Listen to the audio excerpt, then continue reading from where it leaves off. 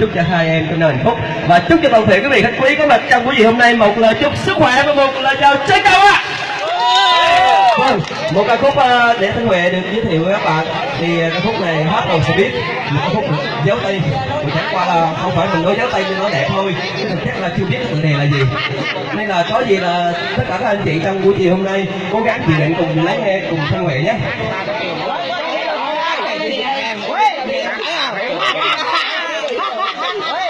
Này là cũng không nhẹ, cũng không nặng, cũng không mạnh, cứ lúc bình luôn mà giữa từng may.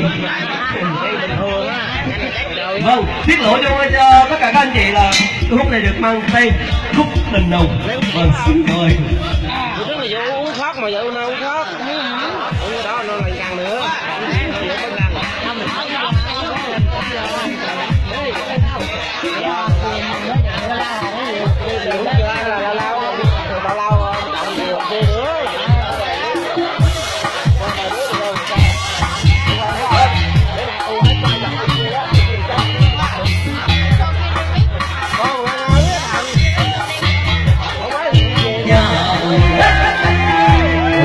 Trên đánh ngày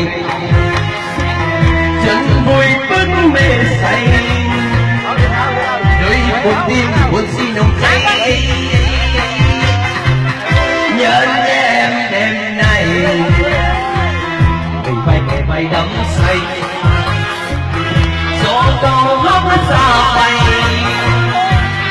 son linh tinh trao dâng hình má nhìn vầng trăng khuya treo lần lỡ anh bắt em say trong mộng mơ người ta như mua bài thơ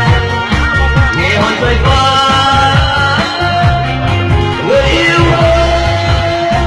đau đầu vui lên lên không sao lên niềm tin đến với nhau đêm này mình phải kề vai đắm say.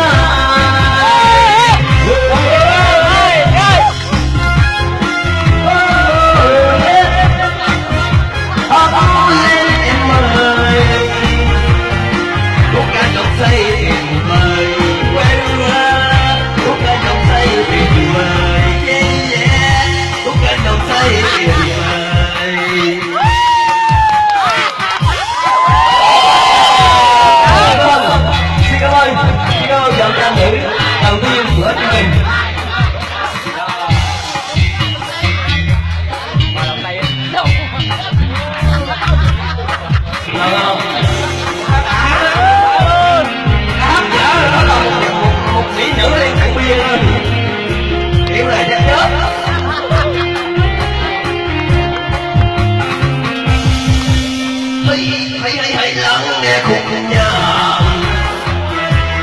ngày đôi chân ngắn ngày xuân vui vẫn mê say đôi con tim cuốn si nồng cháy nhớ nhé em đêm nay vai kề vai đắm say gió màu tháng xa bay chót niềm tin trao dâng ngày mai vì vầng trăng khuya treo lần lỡ anh bắt em say trong mộng mơ người ta như thu bài thơ nghe hồn trôi qua người yêu đau đầu vui lên không sao lên niềm tin đến với nhau đêm này mình phải kề vai